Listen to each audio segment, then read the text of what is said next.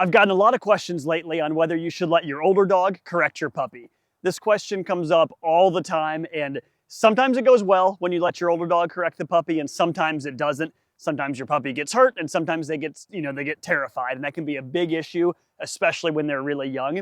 So here I've got Tilly, she's about 5 months old, and I have Sunny, she's about 3 years old.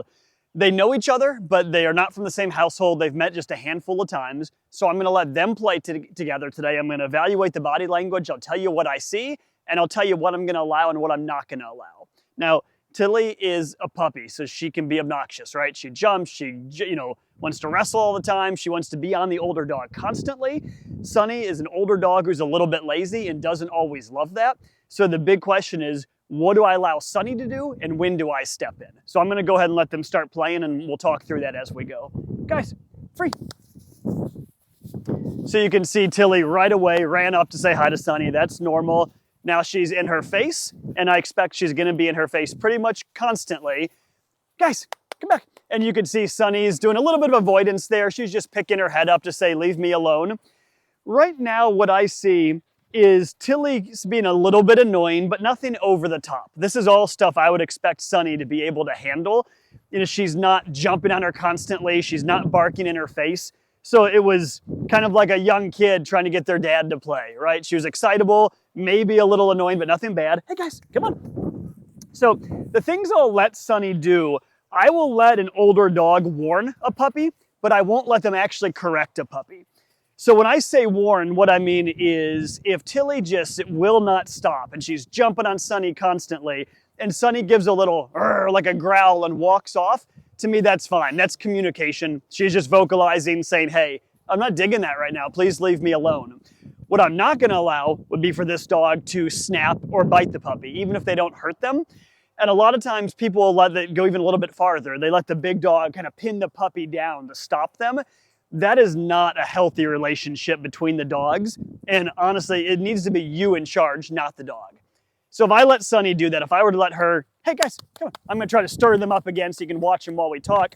But if I were to let Sunny pin the puppy down, now Sunny's in charge, right? This has basically become Sunny's household at that point. That was pretty cute. You could see the puppy sat in front.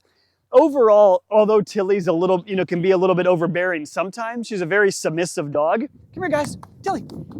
And she doesn't want to make an older dog unhappy. She just wants to have fun and play. But back to what I was saying is if I let Sunny do too much, it becomes Sunny's house, right? And Sunny's rules. And dogs are a lot rougher than humans are. So with some dogs, you don't know when are they going to cross that line. Are they going to pin the puppy down and terrify him? Is the older dog going to get really frustrated and actually bite and hurt the puppy? Guys, come here, Sunny. And then another big worry is for the puppy to get accidentally hurt. Hey, Tilly, let's go, guys, come on. Hey. So this happens more than you would think. What can happen is a big dog like this is obviously a lot more powerful than a smaller dog. And Tilly's 5 months now, so it's less of a worry. But a big dog, if they pin a little one, can pretty easily break a rib. And if they do, the biggest worry is not the broken rib, it's a punctured lung. So what can happen is the little one can get their rib broken, it can puncture a lung, and all of a sudden it fills up with fluid and they can die pretty easily. And believe it or not, there are a lot of dogs that die not because they were mauled, not because they were viciously attacked. They die because the big dog in the family grabbed them and either used their mouth or their paws to hold them down and broke the rib. So that is one of my big reasons for never doing it. Come on, guys. I'm sorry, never allowing the dog to do that. Hey, come on, let's go. Come on, Tilly. So everything I see today, of course, I like. Tilly's trying to get Sunny to play. Sunny is a little bit too lazy for that, but we're not seeing any bad body language here. Come on, guys. Let's go. And you can see Tilly's taking the hint pretty well. She's not jumping on her constantly. Sunny, hey, Tilly, what are you guys doing? Hey. Oh, yeah. What are you doing?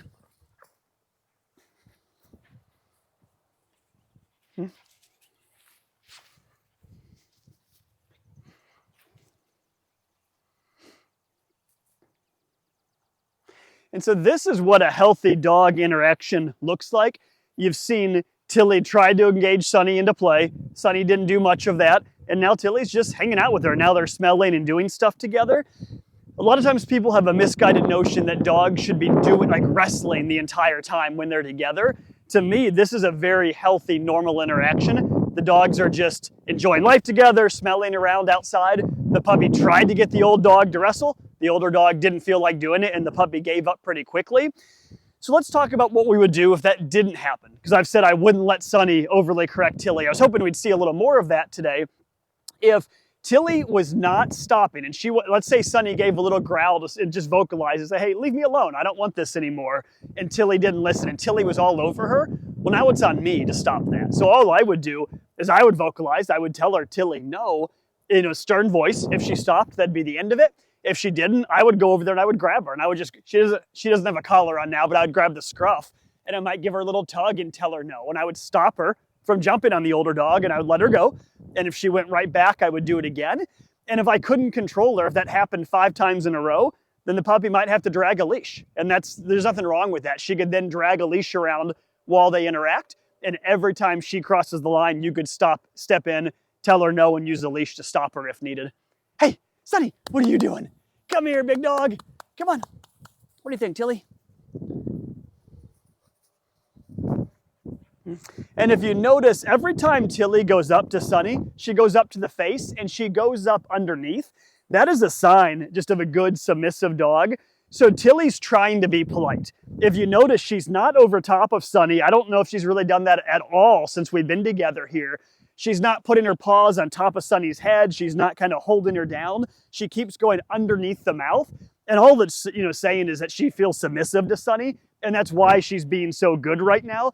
If she felt if she was a more controlling dog, you'd see she'd be on top of the older dog constantly. And obviously that frustrates the older dog quite a bit more. Hey guys. So every dog is different. Every group of dogs is different. If you're going through this with your own dogs and you're not sure, so you saw Tilly's little play bow there, that was cute.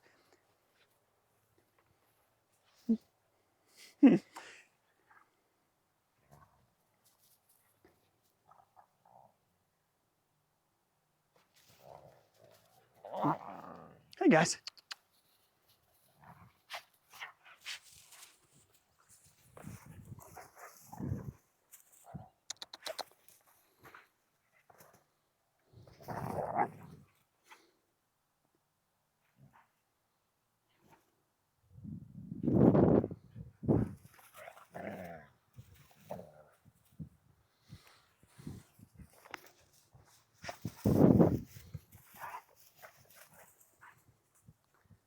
Sunny, hey, come on.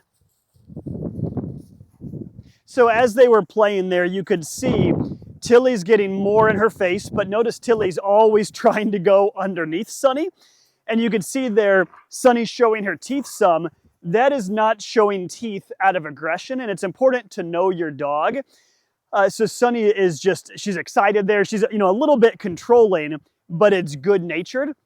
When in doubt, stop the dog and then figure it out from there. So if I didn't know Sunny whatsoever and I saw her showing her teeth, I'd be a lot more worried. But here, if you notice, Sunny's been doing, did a play bow, and she's going low and she's, having fun with the puppy. Come on, guys, let's go.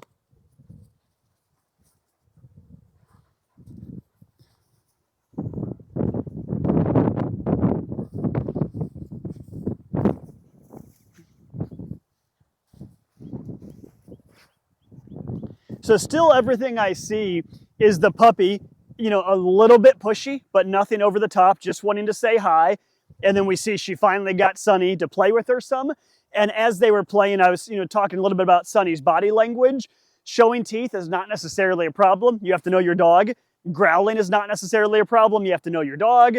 Everything dogs do when they fight, they also do in play. So what's very confusing about that is before 2 dogs fight, they'll often freeze and they stare at each other and then they slam into each other and they start fighting, but they also do that in play. 2 dogs will freeze, they stare at each other, and then they charge each other and start playing. Growling, obviously. Hackles being up is another. Hackles being up just says they're excited. Could be happy excitement, could be bad excitement. The only real hard and fast rule I can give you is a play bow is always good. So there are some things that happen in play that don't happen in a fight, and the play bow is one of them. If you see your dogs going down like that, it could never be a warning sign. That's always a good thing. So if you're watching their body language, we often tell people look for tight versus loose body language. Loose is good, tight is bad.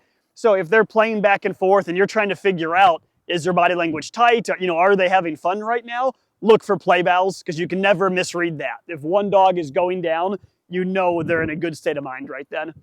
Hey guys, what you doing? And I'm only encouraging them to get back together for purposes of this video. If you have your dogs on a play date with another dog and they're just wandering around by each other smelling, don't see that as a bad thing. Dogs shouldn't wrestle all the time. So now we see the bigger dog found something that she's smelling and the puppy won't leave her alone. Hey, guys. Say, Tilly, come on, let's go.